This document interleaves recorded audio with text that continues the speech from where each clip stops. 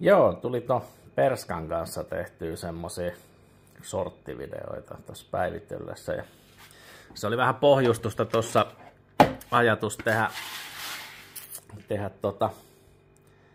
tommonen Portaali Pro.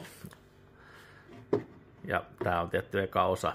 Tarkoitus on pitää videot sillä kohtuu lyhkäisinä. Mä vähän ajattelin, että ne olisi tehnyt semmosina sorttivideoina, mutta siitä tuli 15 sekkaa, siitä tuli Hämäläisellä vähän liian kiire puhua ja ei toi tajunnan virtainen ei ole niin nopsa. Niin. Tehdään se tänne, mutta koitetaan pitää videot sillä lailla lyhkäisenä, kun ei ole hirveä into editointihommille ja muille jutuille, niin pikkuhiljaa lyhkäisiä videoita ja koittaa pistää niitä vaikka tasaiseen tahtiin sit ulos, niin sehän voisi olla ihan jees. Se ajatushan lähti, kun mulla oli tässä yhdet XR10-akselit ylimääräisenä, niin mä menetin yksi kerta yöunet tossa ja että eikö nää 10 Pro portaalipalikat, niin eikös nää sais niinku naitettua tohon. Ja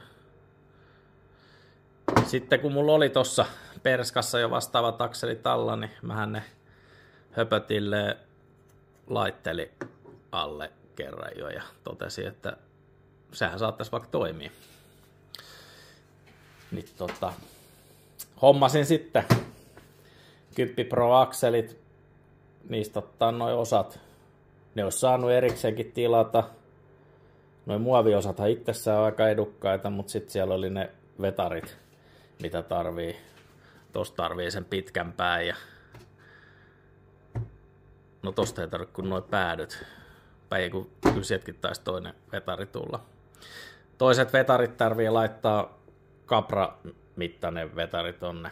Toki joutuu pari milliä lyhentää, mutta aika melko suoraan lentää vetarikki. Mut joo, jos ne olisi tilaillut erikseen osat ja vetarit, niin niistä olisi tullut reilu 100 paukku.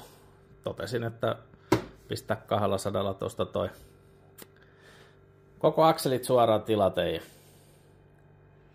niistä jää kumminkin sit muutamat varaosat hänelle tai sitten johonkin seuraavaan projektiin ylimääräisiä osia.